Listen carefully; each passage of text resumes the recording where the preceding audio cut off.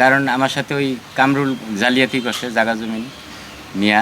কারণ এখানে আমরা একটা দোকান, আমার মা ভাই উঠেছে দোকান, জমির মালিক আমি ওয়ারিশের পাই, কিন্তু জমি দোকান তো আর আমি উঠাইনি। আমি ওই ওর ওখানে রেগুলার প্রায় যাইতাম। তো আমার ফ্যামিলিতে প্রতিদিনই কিন্তু তোমার ভাই ভালো না, তোমার সম্পদ তোমারে খাওয়াইব না, হ্যান ত্যান এই ভুলভাল বুঝাইতো, প্রতিদিনই করতো। আর এই নিশাপানিও আমার করার জন্য টাকা দিত, সে নিজেও খাইতো। আমার সাথে এক বন্ধু বান্ধবের সম্পর্ক, শরীরপুর গেছি তারা নিয়ে, এক লগে চল মোটরসাইকেল দিয়ে ঘুরছে আমার কুবুদ্দিস। তো দিছি সব, তখন তো আমি বুঝতে পারিনি ব্যাপারটা।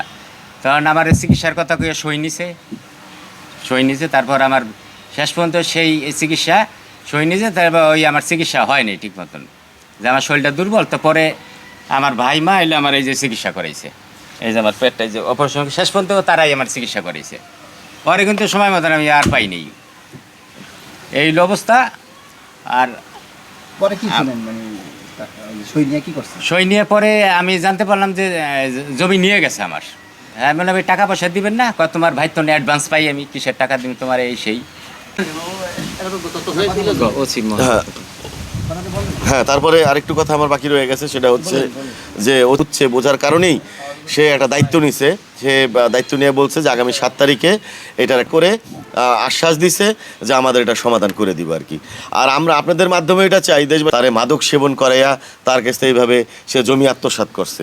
কারণ তার বিরুদ্ধে আরও এরকম শুনছে, সে পালেরচর এলাকা বিভিন্ন জায়গায় এরকম ভূমি আত্মসাৎ সুযোগ পাইয়া সে আগে ভাগেই সে বুঝতে পারছে এই পরিবারে একটা সহজ সরল ভাই আছে।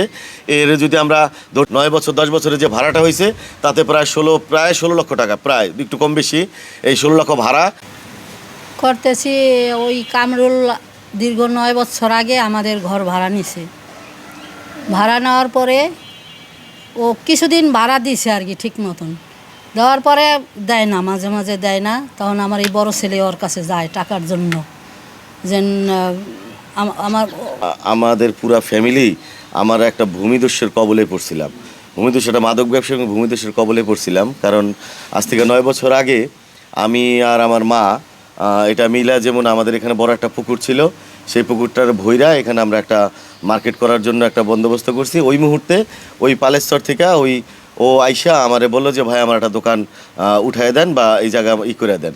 পরে আমি সেখানে আমাদের ওই সময় টাকা পয়সা, পুকুর ভরাতে অনেক টাকা পয়সা গেছে, টাকা পয়সা খুব কষ্ট কইরা ধার দেনা কইরা, এমনকি শুধু আনতে হয়েছে টাকা, যে যেহেতু একটা স্থাপনা করে দিব, সেই জায়গাটায় তারা আমরা দোকান উঠাই দিই, আমি আর আমার মা উঠাই দিই। আবার